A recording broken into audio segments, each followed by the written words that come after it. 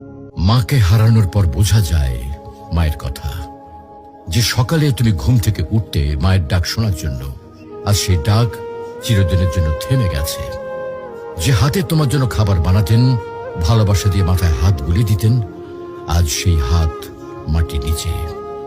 যখন মা বেঁচে ছিলেন তুমি হয়তো বলেছ, মা আমি ব্যস্ত আছি, মা পরে কথা বলবো। কিন্তু আজ তুমি সময় পেলেও আর সেই কথা শোনানোর মানুষটি নেই। আজ তুমি চাইলে আর মাকে ফোন করে বলতে পারবে না, মা আমি পৌঁছে গেছি। আজ তুমি ঘরে ফিরলেও আর কেউ দরজায় দাঁড়িয়ে হাসি মুখে বলবে না, টেবিলে খাবার রাখা আছে, খেয়ে নিস বাবা। মাকে হারানোর পর বোঝা যায় তিনি শুধু একজন মা ছিলেন না, তিনি ছিলেন ঘরের আলো, জীবনের দোয়া আর হৃদয়ের শান্তি। এখন বুঝতে পারো মা যে বারবার নামাজের কথা বলতেন, ভালো মানুষের সাথে চলতে বলতেন, এগুলো তোমার জন্য কত বড় উপহার ছিল। প্রিয় ভাই বোন, মাকে হারিয়ে আফসোস করার আগে কদর করো। মায়ের হাতে চুমো দাও, তার জন্য দোয়া করো, তাকে জড়িয়ে ধরো যতদিন তিনি আছেন।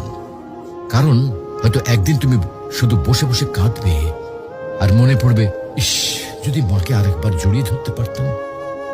মাকে হারানো মানে পৃথিবীর সব থেকে বড় আশ্রয় হারিয়ে ফেলা। তুমি যখনই সময় পাও তোমার মায়ের সাথে সময় দাও, মায়ের জন্য দোয়া করো।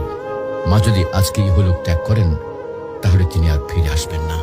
মাকে ভালোবাসো, তার মনে